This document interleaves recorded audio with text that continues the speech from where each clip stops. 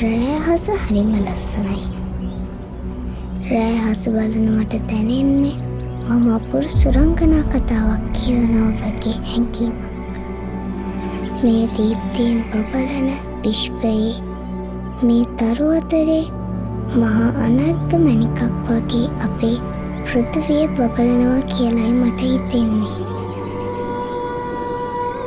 අපිට විශ්වාස කරන්න බැරි තරම් පුදුම හිතෙන මේ සුන්දර පරිසරයේ මට නොතේරෙන මායාවක් වගේ වුණු මේ ගහකොළ සතා සිව්පාවා ඇල්ලතොල මව පුදුමයෙන් පුදුමයට පත් කරවනවා. වනාන්තර හරියට මේ පෘථිවියේ හදවත වගේලු. සුළඟ ජලය ජීවයේ පවතින සියලු දේ සමග අපූර්ව නර්තනයක යෙදමින් ඉන්නවා.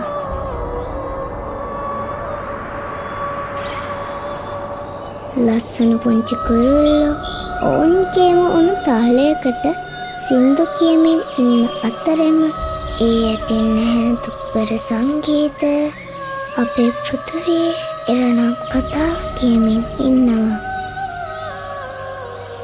මේ වනාන්තර අපේ ආරක්ෂකයෝ වගේ. අපිට හුස්ම ගන්න වුමනා වාතය අපිට හදලා දෙන්නේ වනාන්තරලු. ඒ අතරිනුත් මම ඉන්නේ නිවර්තන කලාපෙලු. ඉර අපිට ගොඩක් ළඟයිලු. ඒ හින්දම මේ ජලය ජීවයෙන් පිරීලා. රාජාලියෝ පියාඹන අහසේ උසම තැන ඉඳලා මාළු සෙල්ලම් කරන මොහොතේ ගැඹුරම තැන වෙනකල් තියෙන ඉන්න හැම ගහකටම හැම සතෙකුටම මට වගේම එයාලගේම කතාවක් තියෙනවලු. ඒ හින්දම මේ නිවර්තන කලාපය කියන්නේ ලෝකෙ තියෙන වටිනම නිදන් බලදාපු අරුම පුදුම අභිරහස් තැනකට සමානයිලු.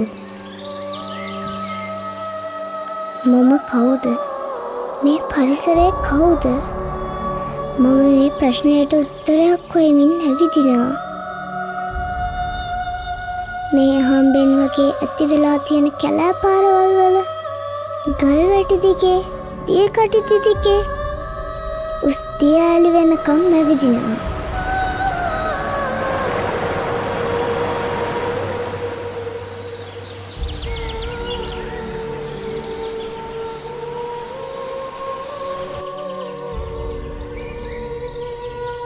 මේ ගහකොළ එයාලා සඟවගෙන ඉන්න අපේ මුතුන් මිත්තන්ගේ පුරාණ රහස් එයාලට ලං වෙන හැම මොහොතකම මට හිමීට මූණනවා.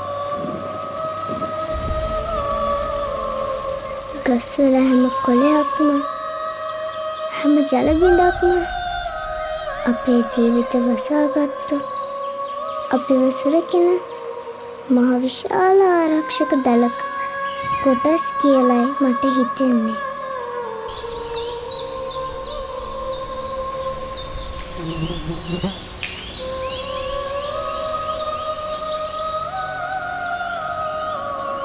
මම නිදහසේ ඇවිදින්නෙමි.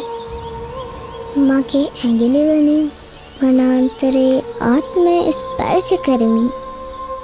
ඒ නිසාම කුඩා සතුන්ගේ සතුට මට දැනෙනවා. මාව වැළඳ ගන්න සුළඟේ මුදු සුවය මට දැනෙනවා. මම කුඩා පැල සොරතල් කරමින් මාළු සමග සෙල්ලම් කරමින් විශාල ගහකොළ සිප ගනිමින් වනාන්තරයේ වැතිර සිටිනවා. මේ නිසාම මට පෘථිවියේ හද ගැස්ම දැනෙමින් තියෙනවා.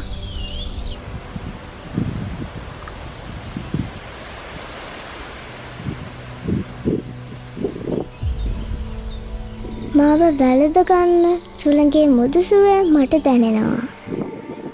පසෙහි ඇති සුව කිරීමේ ස්පර්ශය වගේම ජලයේ සිසිල් හාදුවේ සුවය මට දැනෙනවා.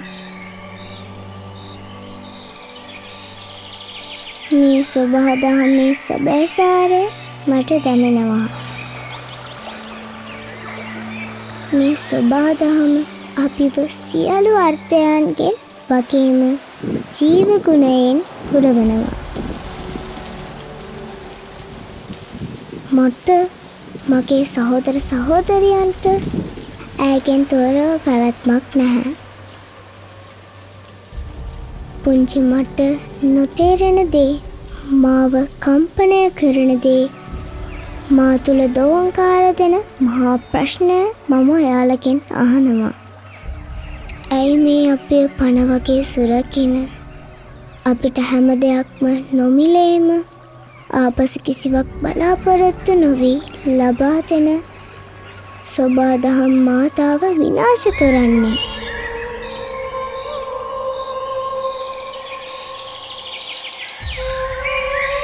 මේ අපේ අනාගතය, අපේම අතීතයත් වර්තමානයත් ප්‍රශ්න කරනවා නේද? දැන්වත් ඒ දරුවන් අසනා පැනයට අපි සංවේදී විය යුතු නොවේද? එය අපේ යුතුයකමයි. එය අපේ වගකීමයි. ජගත් පරිසර දිනය 2024 ඵලදායී භූමියක්, සුවදායී දෙරණක්.